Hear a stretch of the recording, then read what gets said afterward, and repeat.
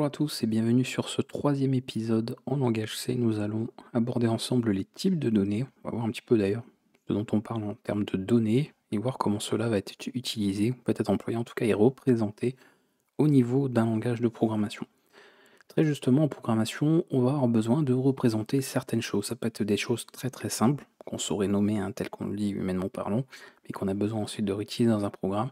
Ça peut être par exemple le nom d'une personne ou son âge, ça peut être le niveau d'un personnage dans un jeu vidéo, ça peut être le nombre d'articles dans un panier sur une boutique en ligne, ou même le prix d'un de ces articles, ou simplement une réponse par oui, par non, par exemple, à une question comme sommes-nous seuls dans l'univers. Donc des choses comme ça qui peuvent être représentées en tout cas on va pouvoir permettre de manipuler ce genre d'informations dans les différents programmes que nous allons écrire par la suite.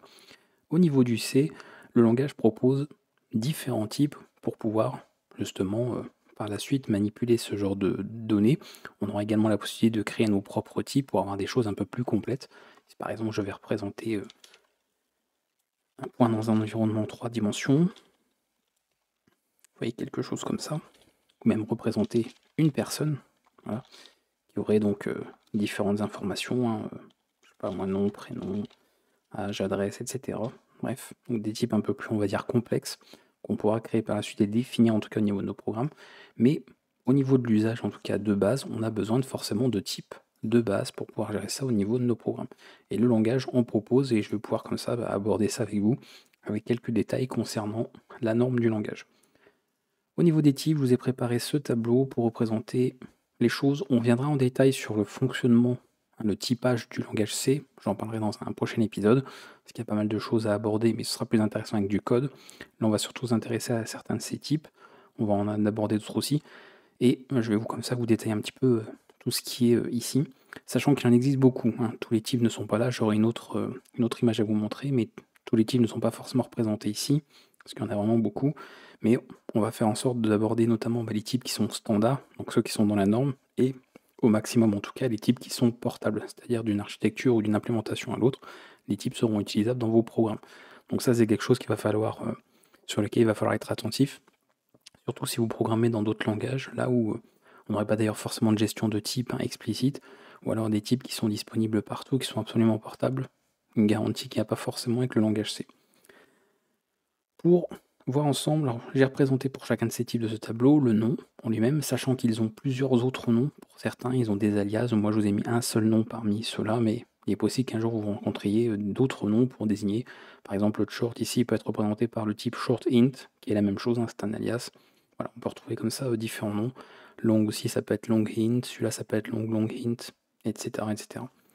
La représentation, c'est-à-dire qu'est-ce que ça représente comme données, précisément, je vous ai mis une petite description, on va en parler.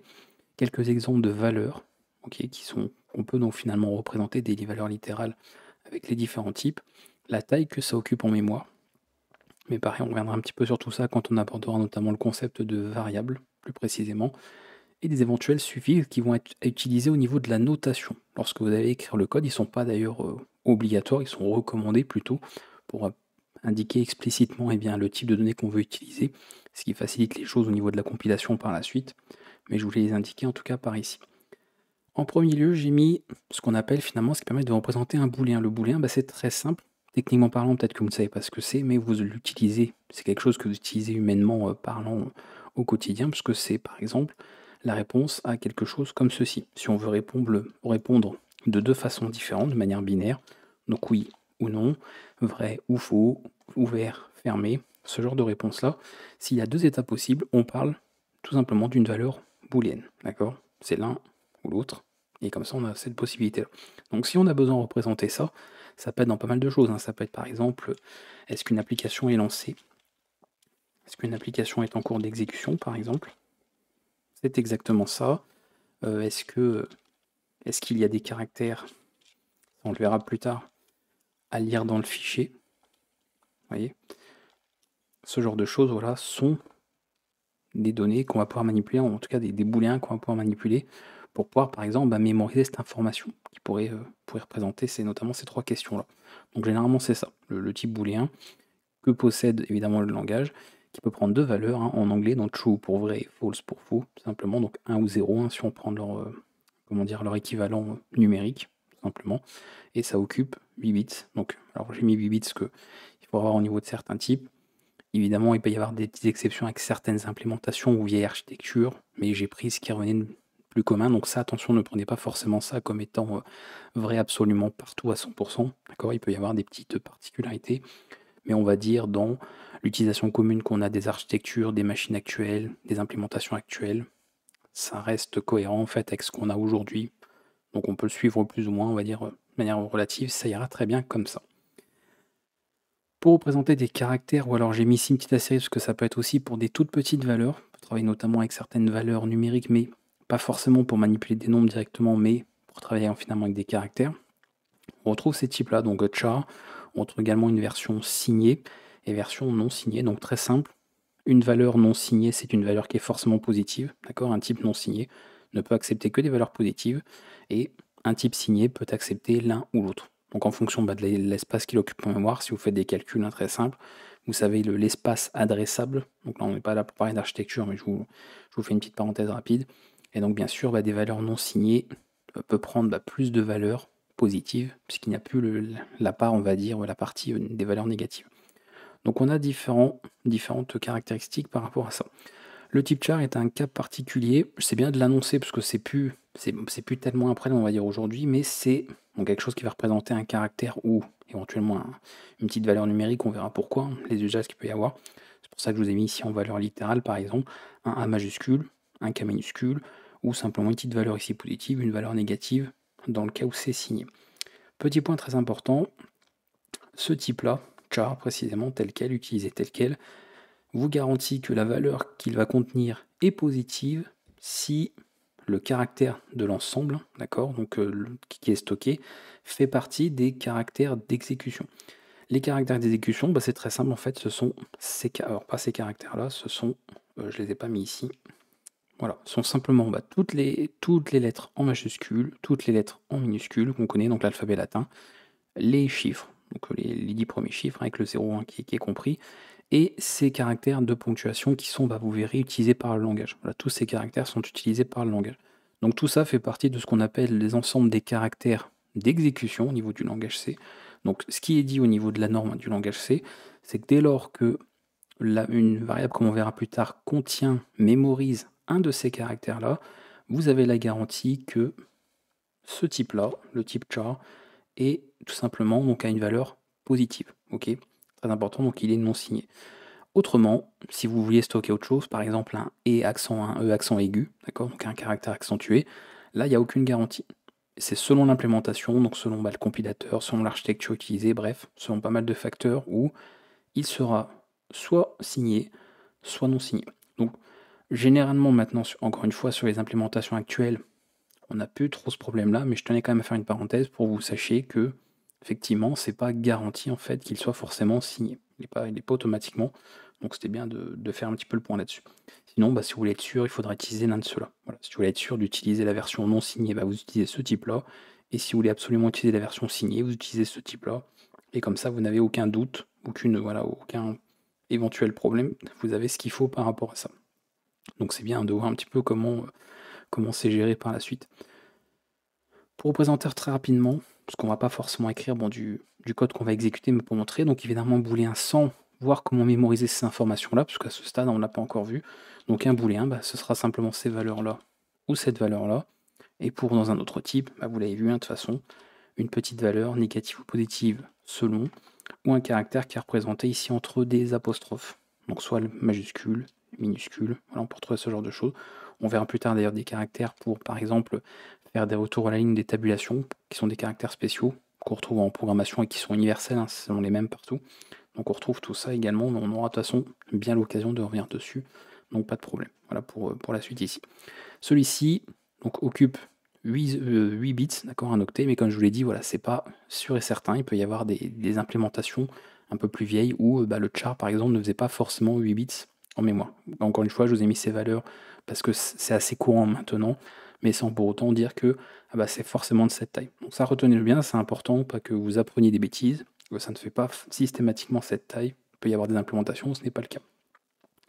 Pour représenter des nombres, précisément des nombres entiers, on a quelques types, Et comme vous voyez, ce qui fait un peu la différence de ça, eh bien, c'est l'occupation mémoire qu'ils ont, donc l'espace adressable minimal qui est garanti. C'est-à-dire que la norme du langage C garantit par exemple que le type short ou le type int fera au moins, sera donc codé sur 16 bits minimum. Il peut être de plus, peut-être que sur la machine que vous avez, si vous testez par la suite, on verra un petit outil pour faire cela, et bien en fait votre int fera 32. Voilà, il y a même d'ailleurs de fortes chances qu'il fasse 32, voire même peut-être 64 sur certaines architectures ou même certaines implémentations ou par rapport aux outils que vous utilisez. Donc c'est vraiment que ça c'est le minimum, mais ça peut être plus, évidemment. D'ailleurs, je me suis gouré de signes, je viens de le capter maintenant, parce qu'évidemment, c'est pas inférieur ou égal, hein, c'est supérieur ou égal, hein, à chaque fois ici. Voilà, c'est pour dire que ça fait au moins 16 bits. Voilà, ici au moins 32, au moins 64, donc je me suis trompé, hein, le signe n'est pas bon. Je le vois que maintenant, tant pis, c'est pas grave. On a donc int, long pour une version un peu plus grande, et un type un peu plus récent, bitInt, qui lui, en fait, permet d'avoir un nombre, un nombre entier codé sur ce que vous voulez. Donc si vous voulez qu'il soit codé sur 14 bits, ce qui vous voyez n'est pas du tout commun, hein, quand on regarde un petit peu ici les valeurs qu'on connaît, généralement c'est 8, 16, 32, 64, 128, on retrouve beaucoup ça en informatique, mais il pourrait exister des choses codées sur 9 bits, sur 14, et eh bien vous pourriez utiliser ce type-là, en version signée ou non signée d'ailleurs, pour pouvoir spécifier voilà, l'espace que vous voulez précisément au niveau de l'adressage, donc par rapport à ici au codage de l'information. Donc on parle encore une fois de nombre entier. Donc c'est bien d'avoir ça. Avec bien sûr l'utilisation de suffixes. Donc là, généralement, pour la partie non signée, c'est vrai que je ne l'avais pas forcément bien mis où il fallait, mais bon, on le retrouve partout. Non signé, c'est ça. Donc c'est-à-dire si je veux représenter la valeur non signée, bon, si je l'écris telle quelle, ça marchera. Mais si vous voulez avoir une valeur explicite pour voilà, qu'on soit sûr du type qui est choisi, vous rajoutez un U ou un U majuscule et on est sûr, vous voyez, le compilateur est sûr que vous voulez utiliser un type non signé. Il ne va pas en fait hésiter dans des cas où ça peut être justement assez vague, assez flou. Là, il est très précis et on sait exactement le type de données que vous voulez utiliser. Dans ce cas-là, voilà, par exemple long, ici le type long, voilà, si on veut être sûr également que c'est bien celui-ci qui est utilisé et pas autre chose, qu'imaginons que vous mettiez une petite valeur, eh bien le compilateur pourrait peut-être penser que vous voulez utiliser un type là, même si vous avez indiqué autre chose. Donc pour être sûr, on peut indiquer également ces versions-là en signé, ou alors ces suffixes-là en version non signée. Donc ce serait par exemple même une petite valeur comme ça, la représenter telle qu'elle. Voilà. Et si c'est non signé, on peut très bien mettre les deux, voilà, minuscule, majuscule, bon, peu importe, présenter comme vous voulez. Et ce sont des suffixes comme ça qu'on peut utiliser. Donc à nouveau, les suffixes ne sont pas obligatoires, mais sont quand même recommandés. Alors pour la majeure partie d'entre eux, en tout cas, ne sont pas obligatoires, mais c'est recommandé d'utiliser quand vous voulez précisément être sûr du type de données que vous utilisez. Et surtout que ça ne rajoute pas grand-chose, donc c'est très simple. Bon, je vais aller assez vite, hein, vous avez compris le principe. Hein, valeur donc là d'entier, négatif, positif, selon si c'est un type signé ou non signé. Et ensuite, on a les cas des nombres à virgule flottantes, précisément. Donc avec simple, double précision ou précision étendue, donc 32, 64, 128 bits, notamment donc ceux qui sont représentés sous forme binaire, hein, la partie entière et la mantille, et puis la partie décimale. Donc vous voyez, c'est séparé, donc c'est en binaire. Et décimal, c'est un peu plus récent aussi, où là, on a vraiment une valeur précise. Il n'y aura pas d'arrondi et donc d'erreur d'arrondi qui sera faite. Donc par exemple, si vous voulez travailler avec des valeurs monétaires, hein, dans les banques, en finance, etc., eh bien ce sont précisément ces types de données qu'on va utiliser parce qu'ils permettent d'avoir des valeurs exactes. Il n'y aura pas d'arrondi qui sera effectué là où c'est le cas avec celle-ci, même si on a un certain niveau de précision, selon certains arrondis, vous n'aurez pas la valeur exacte et précise. Donc là, vous voyez, bon, je vous ai mis des exemples de valeurs. On utilise le point en programmation dans quasiment tous les langages pour représenter, séparer les parties entières et décimales. Et ensuite, par exemple, si vous voulez utiliser ce type float, pour être sûr, parce que si vous n'utilisez rien, ce sera considéré comme un double. Donc si vous voulez indiquer que c'est précisément un float que vous utilisez, en simple précision, vous rajoutez un petit f minuscule ou f majuscule après la valeur. Voilà, et on saura que c'est un float. Parce que si vous faites ça, c'est un double, et après en fonction, ça change le type qu'il y a. Donc vous voyez, très important les suffixes quand même d'utiliser.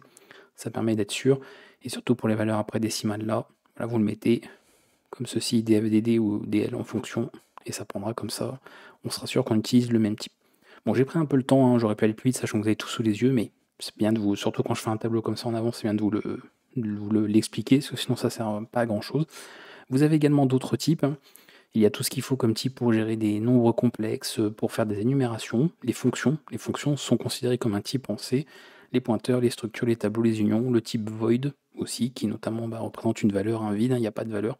Donc c'est des choses qu'on va voir, hein. Je vous les ai notées, je vous les ai citées ici, pas qu'on ne va pas les aborder, mais ce sont des choses qu'on va voir de manière dédiée dans des épisodes bien spécifiques par la suite dans le cours. Donc pas de problème, on verra tout ça, il n'y a pas d'heure. Peut-être pas forcément les complexes, parce que c'est un cas particulier.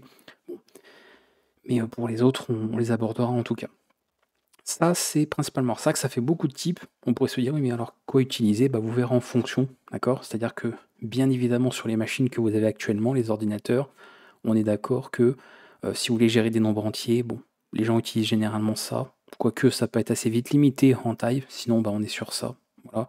Donc on va pas chercher, vous voyez, à économiser de la mémoire en se disant attention, plutôt utiliser tel type pour faire une économie, sachant que vous avez plusieurs milliards d'octets dans la mémoire que vous avez de vos ordinateurs. Donc c'est pas un problème, entre guillemets, de gaspiller quelques octets par-ci, quelques octets par-là. Après, si vous faites du C sur des systèmes embarqués, ou des consoles ou autres, ou des appareils qui ont vraiment une mémoire limitée, qui peut être en kilo-octets ou voire en mégaoctets, évidemment la question se pose. Donc comme ce cours, encore une fois, s'adresse un petit peu à n'importe qui, je ne sais pas forcément dans quel contexte vous allez utiliser ce langage. Donc bien sûr, si vous êtes sur PC, ne vous embêtez pas à choisir le type qui utilise le moins d'espace mémoire possible et qui suffit pour les données que vous utilisez. Principalement, ça va être le int qui va être très utilisé ou le long pour les types là. Après, quand on veut des valeurs, on va dire particulières, il y a ça. Et après ici, si on n'a pas besoin de précision, d'accord, de valeurs exactes, on utilise ce qu'il faut par rapport à ce qu'il y a là. Et quand on veut des valeurs exactes, on utilise ces types-là plus récents. Donc on ne se prend pas trop la tête par rapport à ça. Pourquoi je vous dis ça? Parce que ça, ce sont, on va dire, les types de base, mais il y a beaucoup d'autres types que le langage ajoute. Parce que, encore une fois, ça par exemple, vous voyez, je vous ai dit, ça fait un int, ça fait au minimum, rappelez-vous, hein, encore une fois, les signes là sont pas bons, il faut les inverser, qu'un int ou un short fait au minimum 16 bits. Il est codé au minimum sur 16 bits, mais il peut être 32, c'est pas garanti. Donc vous comprenez bien que d'une machine à l'autre, ou d'une implémentation à l'autre, d'un compilateur à l'autre, quelqu'un qui va vouloir compiler, donc faire tourner le même programme, les données, les types, ne prendront pas le même espace mémoire. Si on veut des valeurs précises, ou qu'on veut avoir un certain niveau de sécurité, ou faire par exemple de la programmation vraiment système, hein, bas niveau, travailler avec des registres, tout ça, vous comprenez très vite que ça peut poser problème. Donc quand on a besoin de travailler notamment avec des valeurs fixes, il existe plein d'autres types. Je les ai absolument pas tous énumérés parce qu'il y en a plein, et puis là, voilà, les mises à jour de normes en rajouteront sûrement plein d'autres aussi. Donc il y en a beaucoup. Voilà, si par exemple on veut s'assurer d'avoir un entier tout simplement qui fait 8, d'accord? Eh bien on peut travailler voilà, avec ce type-là précisément. On a sa version non signée aussi. Si on veut du 16 bits, un entier sur 16 bits, eh bien on peut utiliser ce type-là où on est sûr, on a la garantie que si ce type est disponible sur l'architecture qu'on a, sur le compilateur qu'on a, donc au niveau du langage, eh bien ça fera cette taille-là. Voilà, il n'y aura pas de doute. Après, il y a des types aussi pour tout ce qui est rapide, hein, donc notamment pour avoir des accès avec des calculs en moins. On a également pour des valeurs maximales, bref. On verra si on en utilise certains. Dans certains cas, ça pourrait être intéressant, mais encore une fois, ce sont des cas spécifiques. Donc généralement, vous utiliserez principalement ces types-là, et dès que vous verrez qu'il manque quelque chose ici, vous serez de toute façon, avec ce que vous lirez en documentation, les outils que vous utiliserez, vous arriverez très très rapidement sur ce genre de type-là. On a également des types pour représenter des caractères, donc notamment pour travailler avec de l'Unicode. Si on travaille avec de l'UTF-8, on a ce type-là, voilà, pour représenter des caractères de l'Unicode, donc en tout cas la partie UTF-8, UTF-16, UTF-32, voilà. Et on a ces types-là, donc on a des types atomiques, voilà, c'est un cas particulier aussi. Je pense pas qu'on l'abordera beaucoup sur ce cours, mais sait-on jamais, ou peut-être dans un tuto. Ça par contre on le verra, parce qu'il y a pas mal de fonctions, notamment du C qui utilise ce type-là, donc ça on aura l'occasion de l'aborder, de le voir, pas de problème. Ça, c'est pour faire de la différence entre des pointeurs, mais on en parlera aussi. Et ça, c'est c'est pour une valeur, alors pour un nombre étendu ou large, donc ça rentre pas vraiment dans le cas des caractères, mais c'est un cas particulier qu'on peut utiliser généralement voilà, pour une extension, on va dire, du type char qu'on a. Donc pareil, peut-être qu'on l'abordera dans un tuto, peut-être que ça a été fait dans un tuto, selon quand est-ce que vous voyez cette vidéo, mais ce sont encore une fois des cas particuliers. Vous voyez, j'ai mis 3 petits points parce qu'il en existe plein. Là, on a les versions 32 aussi pour ça, là aussi, Fast, etc. On a les versions 16 en 32, bref. On en a beaucoup. Il y a vraiment beaucoup, beaucoup de types. Mais le but quand même d'un cours, c'est de... Moi, vous le savez, je rentre quand même assez dans le détail, hein. Je fais pas les choses à moitié non plus, on ne fait pas les choses de manière bâclée. Mais pour autant, on ne peut pas non plus tout énumérer parce que ça n'aurait pas beaucoup de sens. Et le but, c'est que vous voyez simplement, en tout cas au moins, ce qui va vous être utile. Et après, on voit au moment venu, ou si c'est nécessaire et pertinent, d'autres choses qui viennent s'ajouter en supplément. Notamment, je pense à ces types-là, qui sont des choses qu'on va voir par la suite, qui auront des vidéos dédiées. Voilà sur ce point. Qu'est-ce que je peux vous dire d'autre? Parce que c'est vrai qu'on a quand même beaucoup d'informations. Bon, je vous ai parlé des alias qu'il y avait par rapport à ça, les tailles garanties, etc. J'en ai parlé. Ça, c'est la représentation donc décimale binaire, hein. C'est la manière dont sont représentés les nombres à virgule flottants. Donc, vous savez, on va dire qu'en tant que programmeur, ça va pas énormément vous être utile, mais je l'ai noté comme ça juste à titre d'information, puisque c'est pas représenté simplement de la même manière par rapport à ce qu'on a. La recommandation des suffixes, ça je voulais aborder de toute façon, on les verra, hein, notamment dans le prochain épisode, quand on va véritablement noter du code. Donc on utilisera ces derniers, ce sera assez parlant par rapport à ça. Ce qu'on peut voir pour terminer, parce que je voulais quand même pas vous laisser sans juste avec ça, je vais vous montrer un petit peu de code quand même avant de finir cette vidéo, et on aura terminé pour cet épisode sur les types de données, pour vérifier justement les emplacements en mémoire. Vous voyez, comme ça, encore une fois, on ne peut pas savoir d'avance quelle taille ça occupe, puisque c'est une taille minimale. Je rappelle, c'est au minimum 16 bits, au minimum 32, au minimum 64 ici, et donc ça peut dépendre des architectures. Vous pouvez vérifier ça à tout moment sur votre machine. Voilà, tout à fait possible avec un opérateur. Donc on va revenir bien sûr sur les opérateurs, c'est quelque chose qu'on verra en détail par la suite. Donc je vais noter directement ici petit code, tout simplement, que j'expliquerai plus tard, parce qu'on verra tout ça par la suite aussi. Mais voilà, sans forcément comprendre le code que j'écris si vous ne connaissez pas le langage, vous utilisez une fonction qui s'appelle printf, parce que c'est un affichage formaté cette fois-ci. Vous utilisez ce type de caractère un peu particulier avec comment j'allais dire, un pourcent, voilà, symbole pourcent, ZU. Voilà. Donc, par exemple, vous pouvez noter taille d'un int, voilà, vous mettez ceci, petit retour à la ligne, et ensuite après une virgule ici, j'indique avec un opérateur sizeOf, entre parenthèses, que ce que je veux, quelle taille je récupère, petit point virgule à la fin de l'instruction, voilà. Donc on va voir comment fonctionne cette fonction, comment faire de l'affichage formaté par la suite. Il y aura une vidéo spécialement juste pour ça, parce qu'il y a beaucoup à dire sur l'affichage formaté. Donc il y aura vraiment une vidéo juste pour faire de ça. Mais c'était histoire de vous introduire dans cette vidéo cet opérateur. Donc c'est un opérateur, de toute façon c'est pas une fonction, hein, c'est bien particulier. Et l'avantage, c'est que vous pouvez vérifier comme ça les types de données. Donc je peux très bien faire ça, là, pour vérifier combien ça fait sur ma machine.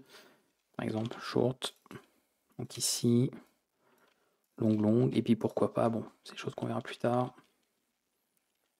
Ça, je crois, si je dis pas de bêtises.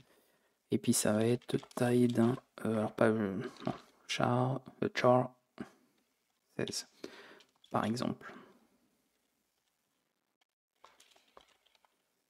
Voilà.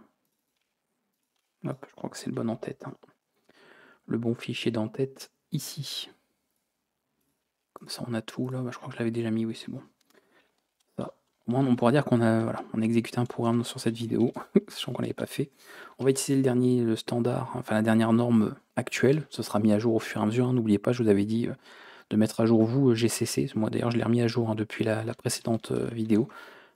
Donc actuellement c'est GCC en 15.2, alors qu'il était en 15.1 il semble avant, peut-être même encore une version antérieure. Donc pensez à le mettre à jour. Et du coup j'ai enlevé ma commande, donc super. Et on va utiliser le standard actuel qui est pris en charge, qui est C23. Et voilà, on va pouvoir, hop, notre fichier, voilà, pas fait de bêtises, bien joué. Voilà, comme ça vous voyez, donc sur ma machine, donc la machine que j'ai avec l'architecture du système et ce compilateur GCC, et bien ici, tel quel, les données de type int font 4 octets, donc ça fait 4 x 8, 32, donc ça fait 32 bits, ok. Un short fait 2 x 8, donc fait 16 bits. Donc vous voyez qu'il fait bien minimum 16 bits, mais pas plus. Un long fait 8 octets, donc 8 x 8, 64 bits. Et ici un 16 fait bien 2 x 8, donc bien 16. Donc vous voyez que c'est garanti. Là, c'est censé faire 16 bits, donc c'est 16 bits, ce ne sera pas autre chose. C'est au moins la garantie que vous avez. Si ce type-là existe, s'il est disponible, ce sera forcément toujours sa taille pour tout le monde. C'est la taille fixe, donc il n'y a pas de problème là-dessus. Voilà, comme ça vous voyez un petit peu ce qu'il en est, il n'y a pas de problème par rapport à ça, donc on reverra de toute façon ça, on va manipuler également cet opérateur, mais pour terminer cette vidéo, je voulais vous montrer en tout cas, puissiez vérifier de côté, comme ça vous aurez peut-être, hein, surtout si vous utilisez ça sur des vieilles machines, d'autres architectures, par exemple si vous avez un système en 32 bits, vous aurez donc forcément des valeurs différentes au niveau de l'espace d'adressage, donc vous aurez forcément des différences. Donc ça, vous aurez l'occasion de tester, de comparer, ou même si vous avez plusieurs ordinateurs, même plusieurs appareils, hein, vous pouvez tester pour voir la différence, et vous remarquerez que tout n'est pas fixe, donc c'est important. de voir un petit peu différent. Donc ça, encore une fois, j'insiste, hein, ce tableau, dans ces parties-là, ne prenez pas ça comme vérité absolue, d'accord? Ça dépend, encore une fois, des architectures et des implémentations. Ce ne sont pas des valeurs précises pour beaucoup. C'est des au minimum, ça c'est une garantie qu'on a, au moins 16 bits, ça ne peut pas être en dessous. Et d'ailleurs, on a le type char qui est forcément inférieur ou égal à short, qui est forcément inférieur ou égal à int, qui est forcément inférieur ou égal à long, et jusqu'à long. Ça aussi, c'est une garantie qu'on a au niveau de la norme. Pour autant, aucune garantie que ça fasse forcément cette taille-là. Vous avez vu, le int, c'est minimum 16 bits. Ben moi, le int, il en fait 32. Donc vous voyez comme quoi, ça ne correspond pas forcément précisément à ça. Donc attention, les espaces ici en mémoire peuvent être variables d'une machine à l'autre, en tout cas d'une implémentation à l'autre.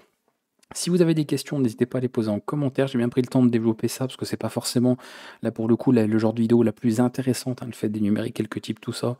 On fait pas beaucoup de code, mais c'est des choses qu'il faut voir rapidement dès le début parce qu'ensuite vous allez pouvoir les manipuler. Donc dans le prochain épisode, hein, juste après, on va aborder ensemble les variables. Donc on va voir comment mémoriser des données, comment les stocker, comment on va pouvoir les manipuler dans nos programmes. Parce que jusqu'à présent, on avait noté des valeurs ici en dur, hein, en brut, en commentaire que j'avais fait tout à l'heure.